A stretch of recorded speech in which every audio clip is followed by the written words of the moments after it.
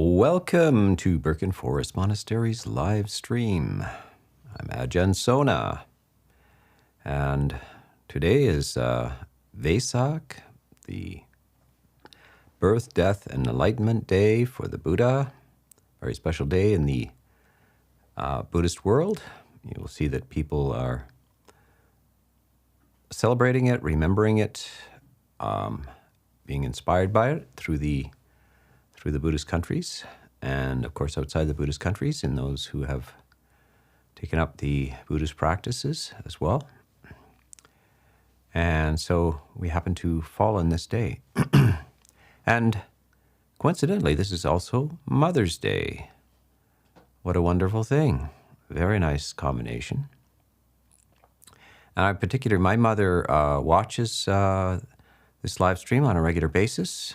Hello, Irma, if you're watching, Irma West, if you're watching, hello. Happy Mother's Day. And I'd also like to send out Mother's Day commemoration and well-wishing to Linda Collins of La Jolla, California, who also watches this program, this YouTube, on a regular basis.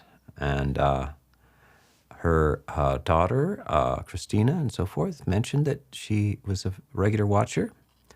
So happy Mother's Day to Linda Collins of La Jolla. And also Paula Strongheart from New Mexico, whose daughter is Lake Strongheart. So I'm passing on these greetings and well-wishing, and appreciate you are watchers of the Ajahn Sona YouTube channel. In the comments, and you can mention your mother as well. Please bring your mother into it. So let's go on with the first question. Yes, Ajahn. So the first question, one that came up in the chat just now, might be appropriate. There's Nancy from Albuquerque. Is it true that we choose our own parents?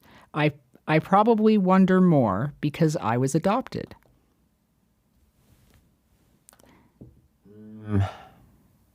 No, we don't. I mean, from the Buddhist point of view, there's no particular kind of story around that where you are sort of deliberately choosing your parents. There is karma, though, and you end up with parents for various causes, usually hidden deeply in the past. So there is a connection, but it's not an intentional or conscious choice for the vast majority of people. There may be some ability to do it on a very, very rare basis, perhaps. But for most people, no, they kind of just end up with their parents. There are causes for that. And of course, even from a scientific point of view and genetic point of view, there's all kinds of, I bet, basically from a materialist point of view, everything that happens in the universe is predetermined. So in some ways, science would say, well, yeah, you so-called chose you didn't have a choice. Let's put it this way. You didn't have a choice about your parents. The universe chose them for you. But from a Buddhist point of view, there are correlations, there are reasons why you end up with those parents, and including adoption, why one is removed from certain parents and then given a new set of parents. It's not, as a child, you're not conscious of choosing them, but through various social agencies and so forth, they are connecting, parents and children. And this is karma again. It's not from a Buddhist point of view, we have this idea of rebirth, and that you've known people before, you've been here before, there are other beings cycling in samsara with you, and the Buddha says to meet your relatives from previous lives is not a rare thing at all. You can hardly go out into the street without bumping into them. It's not rare. So all the kind of weird familiarities, some people you meet them and you're comfortable with them immediately. Others are kind of, you have a negative connection to, and it seems to pervade your life, but it's not, this is not the first life where you've had a negative connection with them. Others you have positive connections. And again, so we have in the West, we have this idea of love at first sight. From a Buddhist point of view, it wouldn't be love at first sight. It's probably, an unrequited love thing from previous lives. So when you add this previous life thing in, all kinds of weird circumstances, weird connections and everything make more sense. It's a little bit like there are movies and novels about this where people decide to get a little operation so they can forget, they can have a kind of a imposed amnesia. So this is in fact, electroshock therapy does that to you to some degree. It makes you forget your problems by putting an electric shock into the brain. Very crude, but some people get over depression and so forth as a result of that. Also, even in accidents, falls and bangs on the head where you forget, you have amnesia. And then strangely, you're surrounded by people who claim to know you, and you have these. So it's a fascinating thing to suggest, in a sense, that we all have amnesia about our past lives, but at the same time, it's not totally forgotten at an unconscious, subconscious level. We have non-specific memories, and this happens, of course, in regular life. Most people can't remember about 90% of their life, maybe 95% of their lives. In fact, you meet people that you don't remember, so they tell you, "Oh, we were in school together. We were in high school together. Don't you remember me? You were good at basketball, or you threw up in the class. Remember that?" So there are all kinds of lost pieces to our lives in this life that other people remember. There are occasions where sometimes two people meet that have known each other, and both of them have forgotten that they know each other. And only about 6 months into their acquaintanceship, maybe they work together, they suddenly realize, oh my goodness, we were both at the same summer camp together, Camp Latona, Yes, so once you introduce this idea that life is mysterious and comedic enough, tragic and comedic enough, just from this life of forgotten relationships, and why, of course, in Western psychology, especially Freudian and Jungian psychology, they say you're making unconscious choices. You're projecting all kinds of things onto your parents and all et cetera, that you are not conscious of. So they know that something weird is going on in this universe, but they can't use the theme of past lives, except for Carl Jung, the Jungian psychiatrist and psychologist Carl Jung did introduce these ideas, but he couldn't. He tended to make them symbolic rather than literal. But very interestingly, near the end of his life, some people visited him and talked with him, interviewed him, and brought up the idea of rebirth and so forth. And near the end of their conversation, as they were leaving, he said, "Well, you know that I actually believe it literally, but that I could not say that if I wanted scientific respectability. I couldn't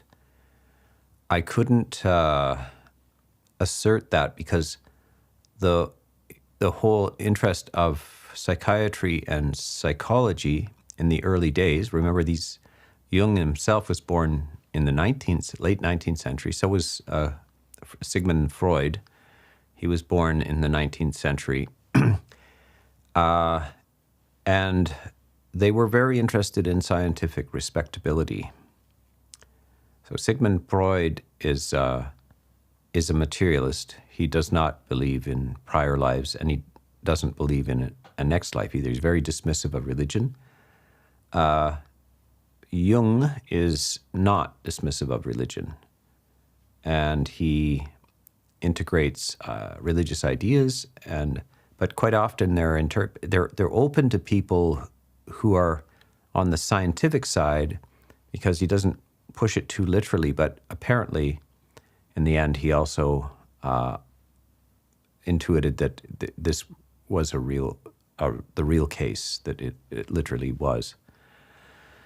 So, yeah, fascinating to burrow into Western history and find these themes emerging from time to time in Western history in the midst of Christianity, which it does not have a theory of previous lives. It only has a theory of the next life. Okay. Let's go on to the next question. Okay. The next question is from the live chat from Abstract Mind. Arupa beings are defined as states of pure mind, but we know mind as an emergent phenomenon of highly complex interplay of matter and energy, conditioned by cause and effect and space-time. What is the basis from which pure mind arises, if not matter-energy, as events cannot arise without a cause? Okay, so I hope all you understood that. Sometimes materialist scientific attempts to explain things are even more obscure than religious and mystical ideas. But this is one of the speculations about the nature of consciousness. In modern times, since the decline of religious ideas in the 19th century, people, as I was just mentioning, Freud and Jung and various philosophers and neuroscientists and so forth, have to explain consciousness.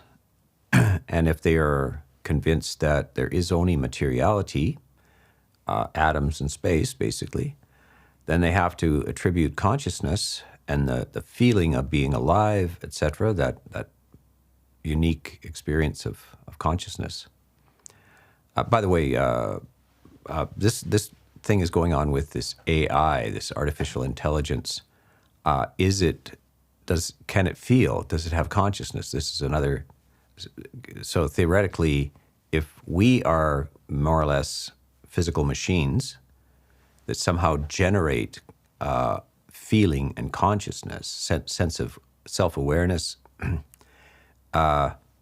perhaps if the computer processes are complex enough, then they also will begin to feel and etc.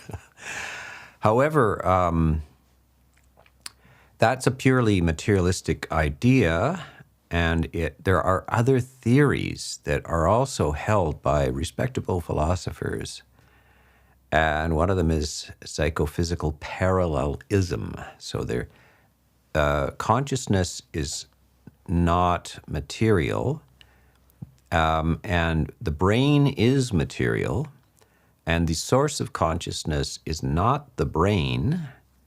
However, consciousness is a parallel phenomenon that displays itself to some degree in brain activity.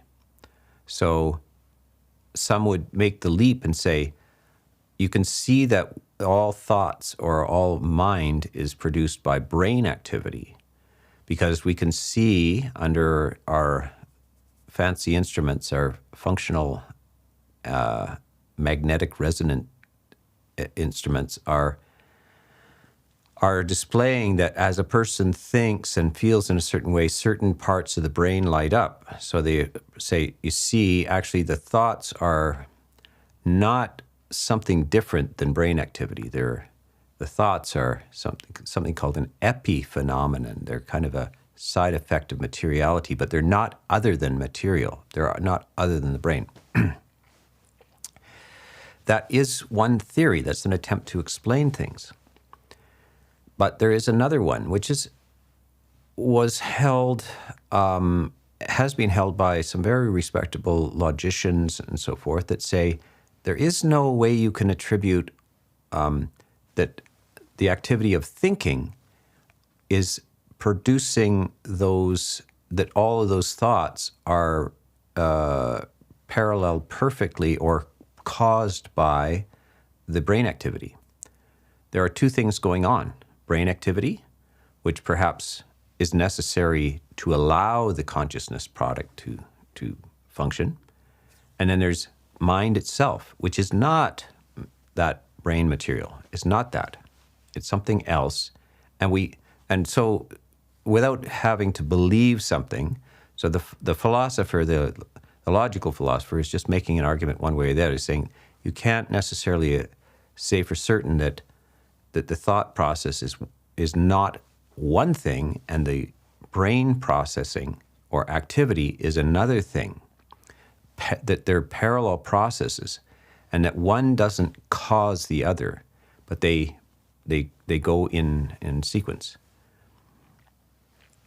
And luminaries like Ludwig Wittgenstein and so forth also introduced this idea and was suspicious of this idea that thoughts are simply brain activities. So now, what did the Buddha say about this? He tended to stay away from these types of discussions. For instance, he would refuse to answer whether the universe is eternal or temporal. That does it have a beginning in time or is it infinite? And also, is it infinite in space or is it limited in space? Instead of giving an answer to that, which other religions have succumbed to the temptation to trying to definitely answer that, he said, put those are incalculable. You will never actually finally satisfactorily answer those questions. They're not within the structure of the rational mind, the thinking mind. And the body-mind relationship is also is an incalculable. All he's saying is that we have the experience of these formless realms where mind alone seems to operate. I don't think it means that there's exclusively nothing, no materiality whatsoever. It may be very subtle. You also, the questioner also asked about that the universe made up of energy and matter and so forth, but not necessarily. I think the equation is E equals mc squared. So energy is a form of matter. Matter is a form of energy. So it's not made up of energy and matter. It's reducible. The matter is reducible to energy itself. Now here's the question: what is energy? And we think only in terms of matter, so we can't directly apprehend energy. And so the mystery remains. This is still an incalculable. Is the universe eternal, or does it just appear out of nothing?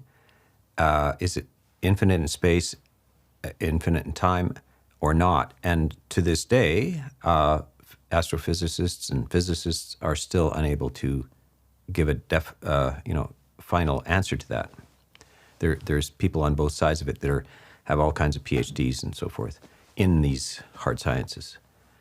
So the Buddha was quite wise, saying, just stop thinking about that. You don't have time to think about that. You have a life. It's limited.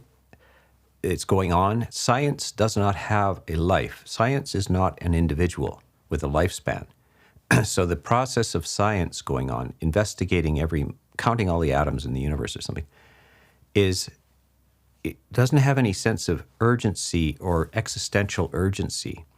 It's a detached aspect, a kind of a very left brain, so to speak, kind of activity that seems to have forgotten its mortality, and that it has limited time to decide which is the higher values in life.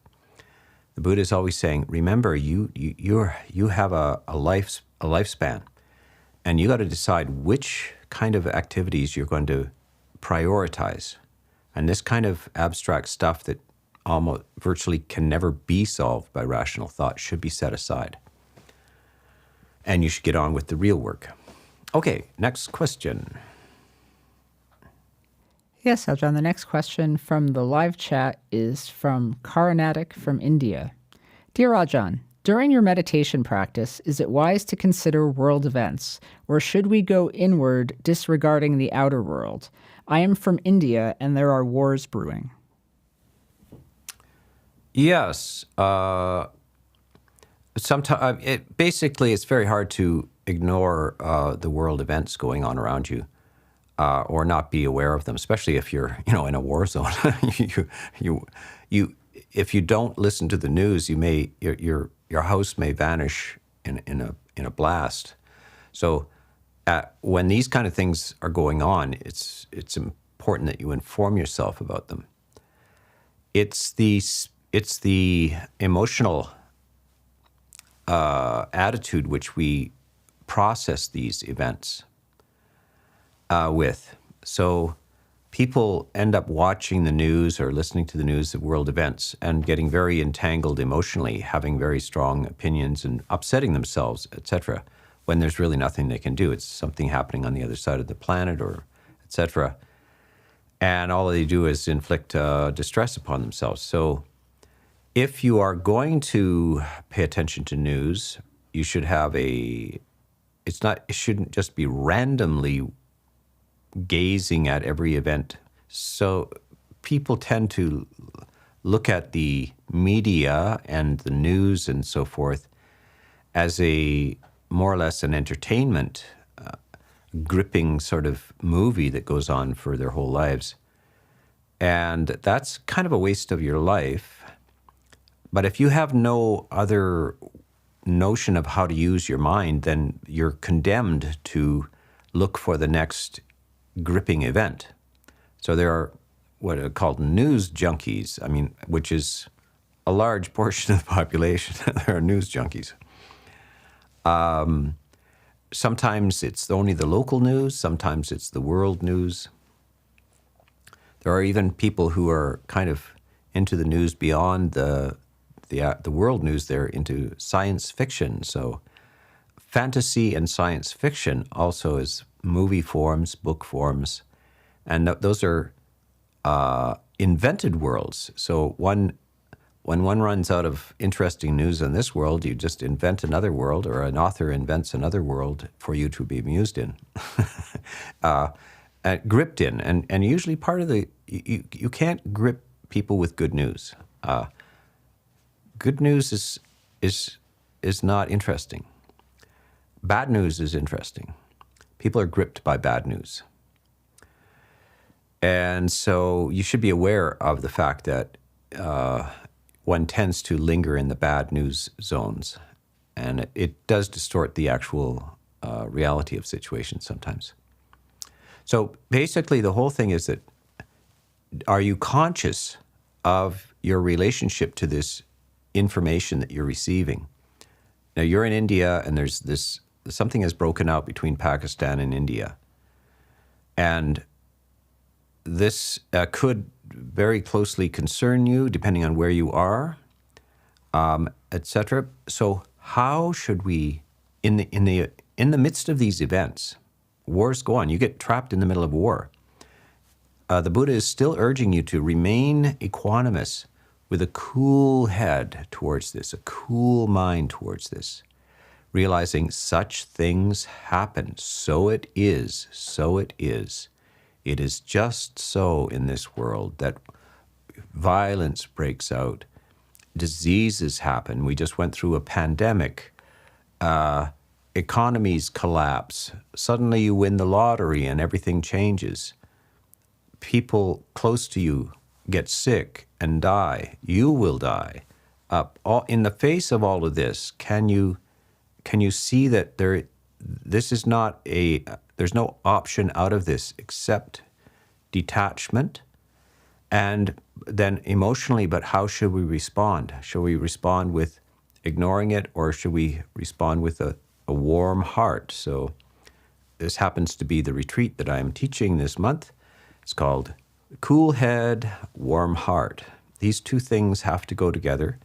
One has to stay lucid, cool, aware, without any sense of suffering, and that a positive emotion of goodwill towards all beings, because you're the beneficiary of this. Also, some people will benefit from your goodwill, but you will primarily be the first person to benefit from your goodwill. And even towards those who are your enemies, because you benefit from it. Your enemies would rejoice if you suffered because that you hated them. So we refuse to produce aversion and hatred because it does us no good. It's toxic. Why would we do that to ourselves?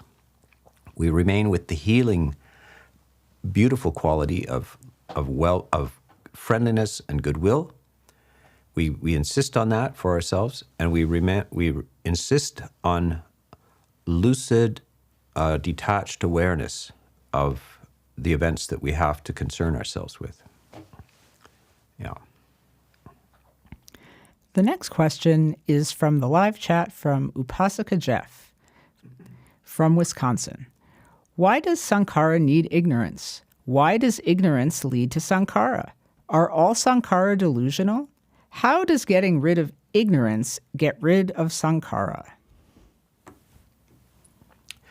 Okay, for our audience, sankhara are what we would call volitions, or the moral or ethical kind of initiations of thoughts. We walk through this life, and some people are functioning on ignorance, distorted kind of ideas, and fundamental emotions of greed and hostility. And so that little pair there, so avidya, which is ignorance, is distorted thinking, and it results in negative emotions primarily of greed and anger. Decisions, you make decisions in life based on greed and anger, which are fed into this system by ignorance. And so when they say ignorance is the dependent source of volitions or your decision-making, that's what is meant. And then out of this decision-making, you shape your consciousness structures. Consciousness, by the way, is a continuous flowing process, but it has a very particular shape, and that shape is formed by the decisions you make in life.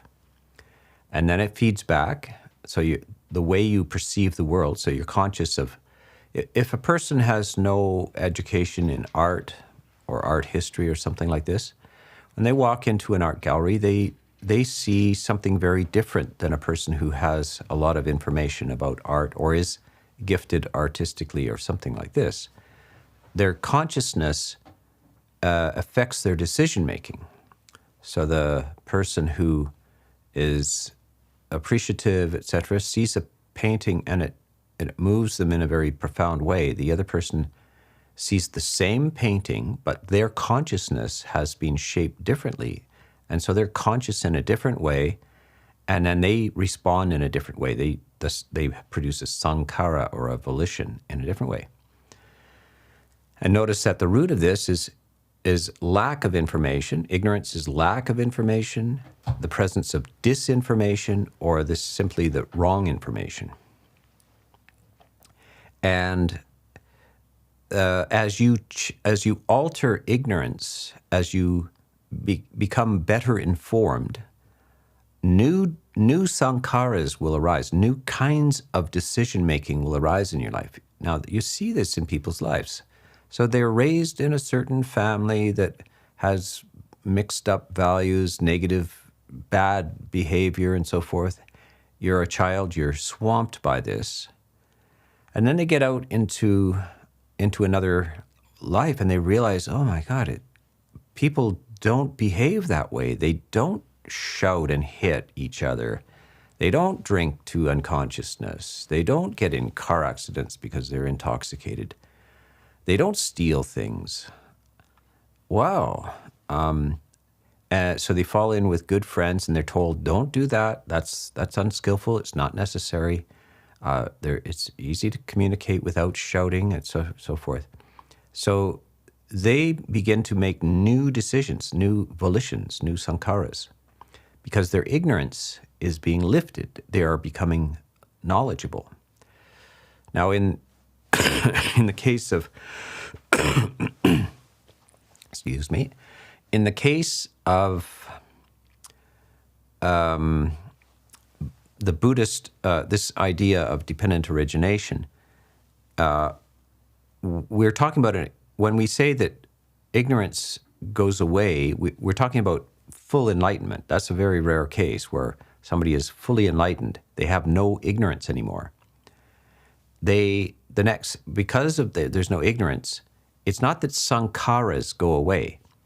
They become neutral. Any decision making is informed only by wisdom, by clarity and generosity, kindness, and no greed, hatred, or delusion. So ignorance is gone. Ignorance is greed, hatred, and delusion. Knowledge is clarity, kindness, generosity, etc.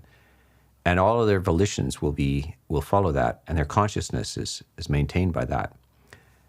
The reason why it says that it eventually goes away is that that's the end of their cycle in samsara. So the causal chain collapses because this is their last life in samsara.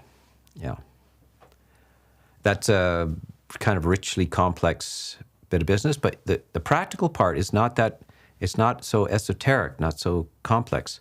The practical part is understand what people behave the way they do because of ignorance. They just don't know any better. The next question from the live chat is from New Name from Longueuil, Quebec, Canada.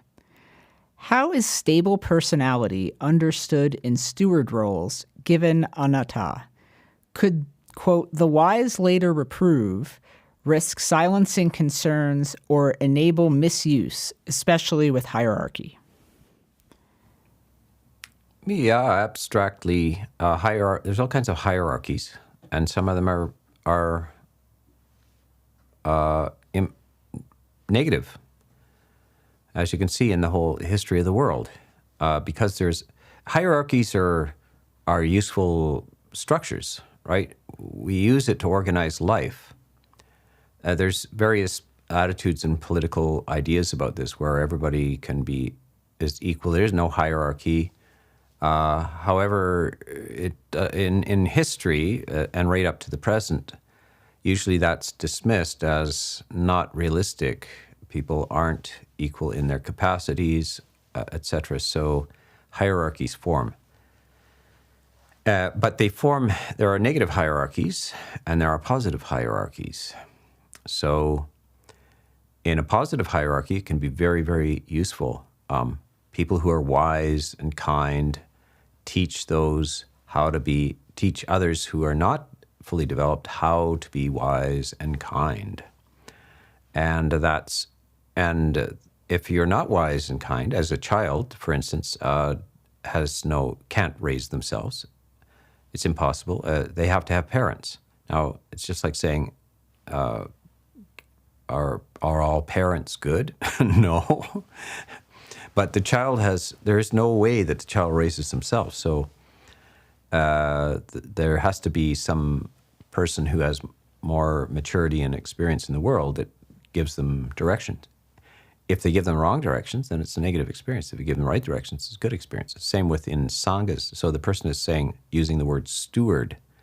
And stewards, of course, the word steward is used in many things. You can be a steward at a museum or at a monastery, or serving in a nonprofit. You can be a steward of money, etc.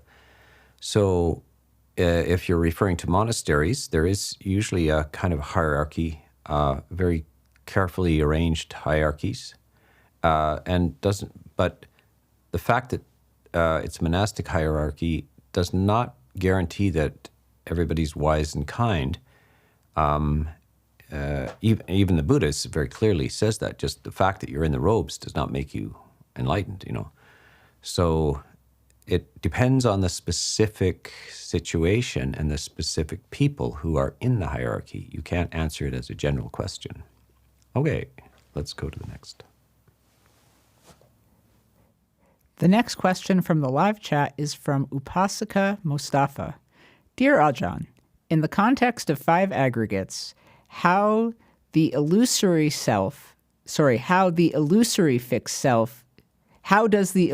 fixed self, i.e. ego, manifest itself? Is it a perception, like a concept, this is me? Or is it a sankhara, or a combination of all aggregates? Well, the sense of self is primarily of 4 aggregates: of the consciousness, volition, perception, and feeling, and they are interacting with each other and maintaining an illusion. The body, of course, is necessary just as a location for these processes, to have feeling and consciousness and volition and so forth. For it in the human life, it requires a sort of a dependency on a body, but the body itself is not contributing to the sense of self. The mental activities, of course, can interpret the body as their self, and that usually is the naive person. When you ask them who they are, they just point at their body. And this is the Buddha is talking about this. He said, if the naive person, if you ask them, who are you? They will say, well, here I am. I'm right here. They point at their body. They identify themselves as their body. But the more sophisticated type, the philosophical type, will say, I'm my mind. I'm my mind. I'm not my body. I'm mind, because the sophisticated person will realize their body's growing and so forth, changing. When you get a haircut, are you still you? Yes. If you lose a finger, are you still you? But the Buddha points out that actually the person who points at their body has more grounds for identity than the person who points at the mind. He says the mind changes at much faster than a finger snap or lightning. The thought process is changing at enormous rates, and is less. You're more incorrect to point to your mind as yourself than you are to point to your body as yourself. The body at least changes more slowly. The mind changes at incredible speeds. So neither of these, though, are valid as continuing stable entities that go through time as a stable entity.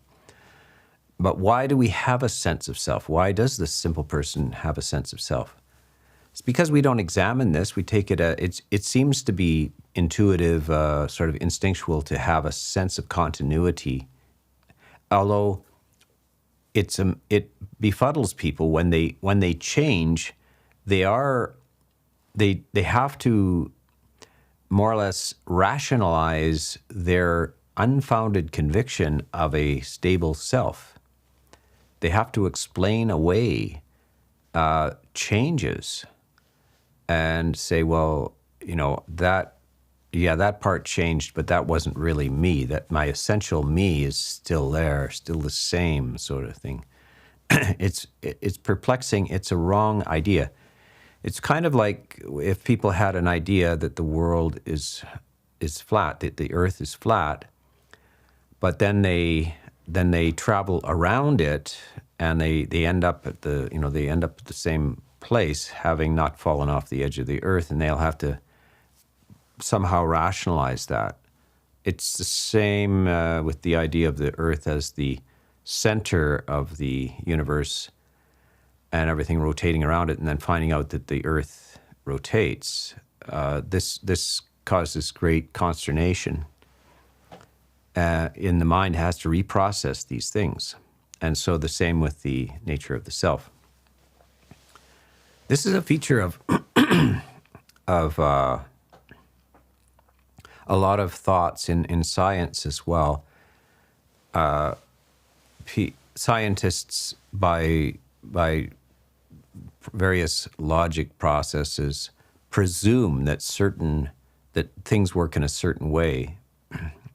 So science imagined that light traveled through space. It had to travel through a medium, and they proposed this medium must be called ether.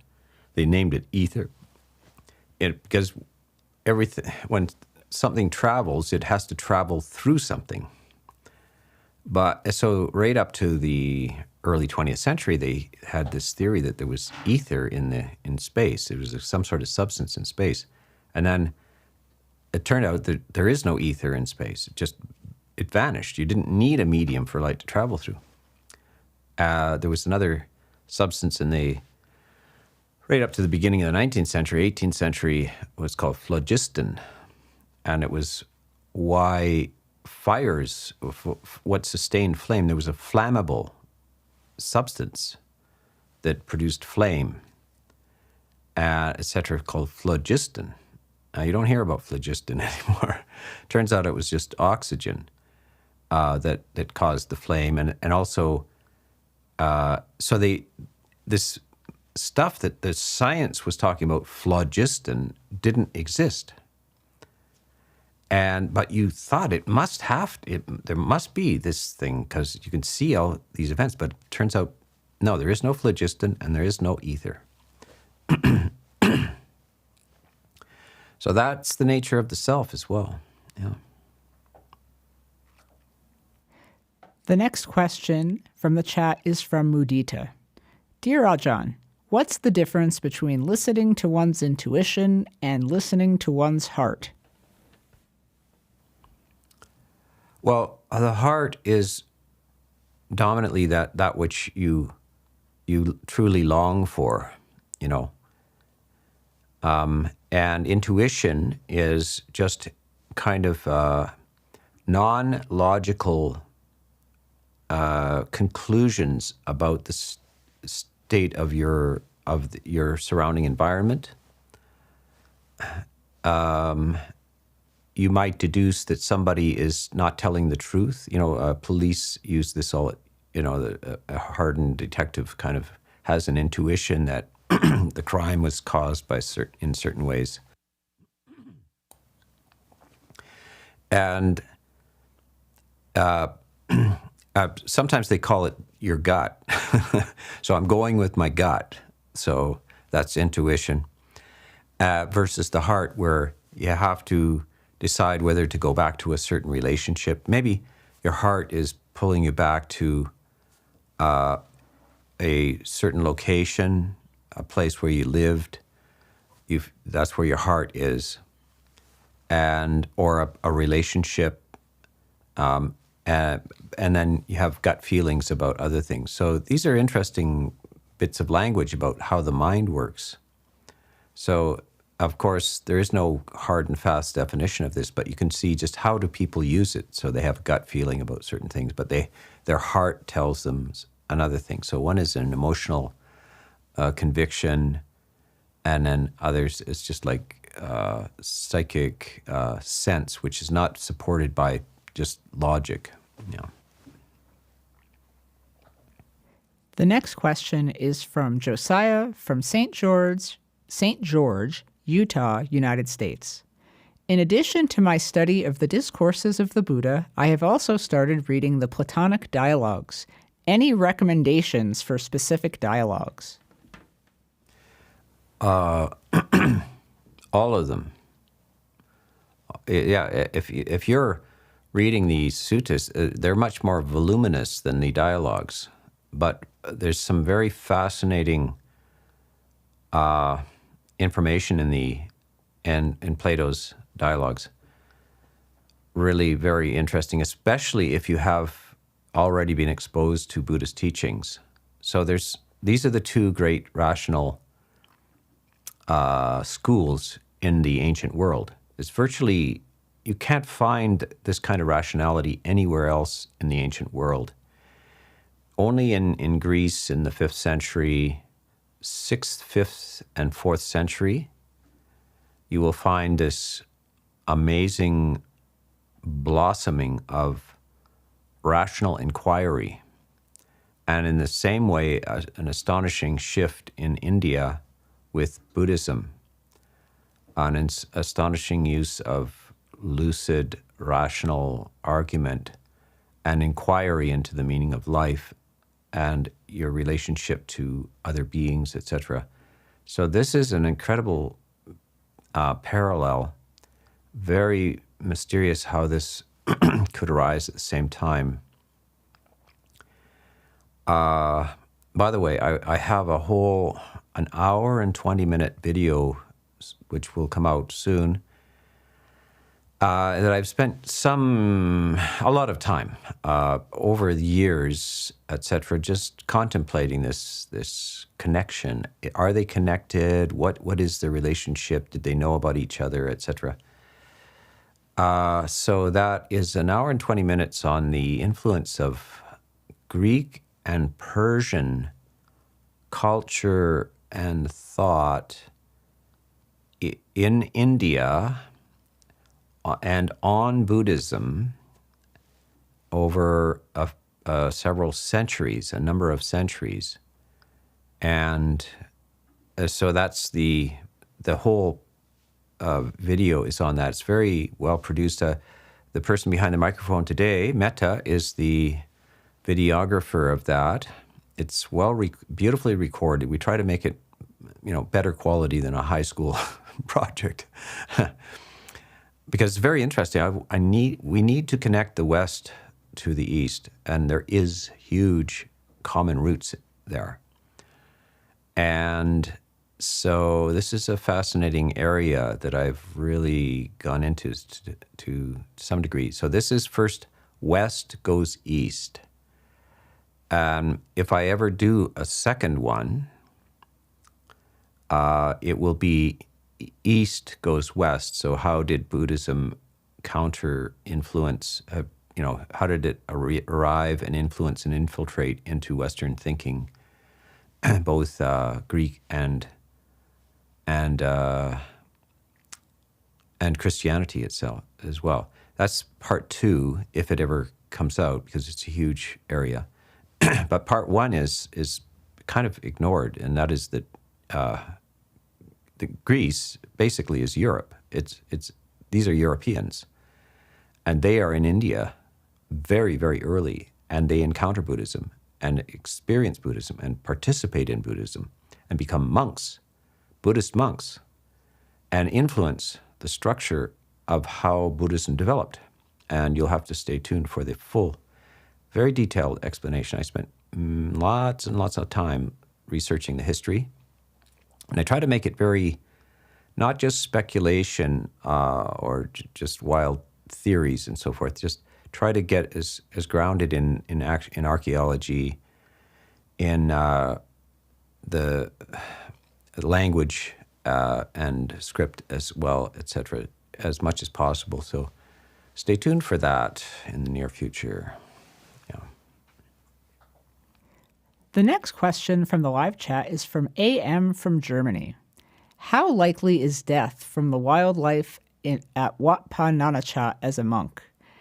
And are the creepy crawlies mantra Is the Creepy Crawlies mantra very effective if it comes from a place of pure unconditional love? Okay, I'll unpack that for people. Wat Pa Nana Chat is the International Forest Monastery in the northeast of Thailand, which I spent 3.5 years at many years ago in the early 90s. And it's a jungle near, and at present, it's the local villages and everything have spread out. So it's kind of surrounded now by more development, but in those days it was quite jungly. And even to this day, so what you find there in these tropical jungles is a lot of, as he says, creepy crawlies, First of all, biting ants and ants armed with chemical warfare instruments. So there are a number of species of ants that are all seem to have very toxic, painful bites. Then there are snakes, centipedes, and the centipedes are a foot long and poisonous, and they are aggressive as well. And then there are multiple species of snakes, and many of them are poisonous. And then there are even larger snakes, which are constrictors, so boa constrictors.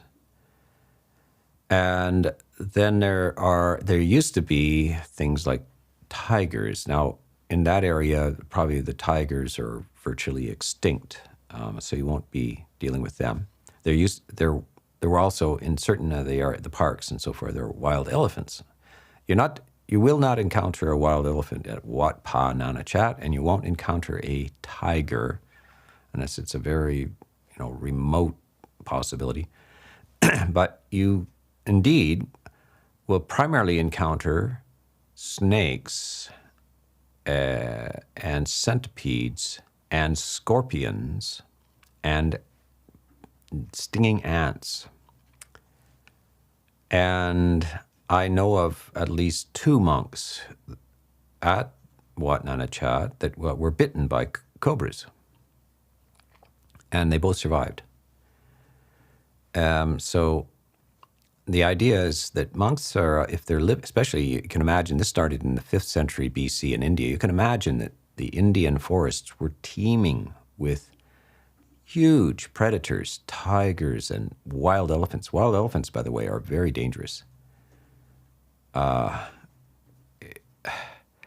And teeming with poisonous snakes, constrictors, etc., every kind of thing. So the monks are living in this. How do you deal with it? They're not to carry weapons. They're not. The best strategy is to have a great sense of goodwill towards these animals. They're really not. They don't have aversion. They don't have hatred towards you. They're just functioning on their own instincts. And that the optimal behavior is non-aggressive, goodwill, and non-threatening behavior. But at the same time, you need to take care of yourself and be very mindful and aware. And so that you don't step on them. So this is, I think both of the monks stepped on a poisonous snake and it bit them. And it was it was not intentional. It was just that in the dark, you can't step on these things. So that's the kind of life of the monk. By the way, we're in a forest here, and it's in Canada, and this is full of wildlife. As yesterday, there was a bear on the property, and that's just a common occurrence. And there are moose as well, and moose in general are not aggressive, but if a certain time of year, males can be very wild, heavy, dangerous, giant beasts. There are also mountain lions in the area, and wolves. So we have to, again, every time you step out of your little cabin and walk through the woods, you have to be aware and have to have prepared yourself with without fear and also without hostility. So this is the only solution. I've been in these wilds for 40 years. So far, so good. But you have to face that. The people, of course, in the urban areas, they also have these problems with cars running into people and crazy people attacking you for no reason, and others that want to rob you and so forth. So you have to deal with humans, which can be much more problematic than snakes, Okay, well, we are at the end of our time on this Vesak, which is the Buddha's birthday, his enlightenment day, and is also his passing away day, all wrapped up in one day. It's Vesak. Look it up on Google if you're not familiar with this. Some say Visakha Puja, others say Vesak, Wesak. But it also happens to be Mother's Day, which is indeed, the Buddha is very big on mothers and valuing mothers and appreciating mothers. He says he uses the mother's love for her child as the model that all beings should cultivate towards other beings as well. So mothers have a very high status in the Buddhist world. So we wish you Mother's Day. And again, to my own mother, Irma, hi. So that's it for this live stream.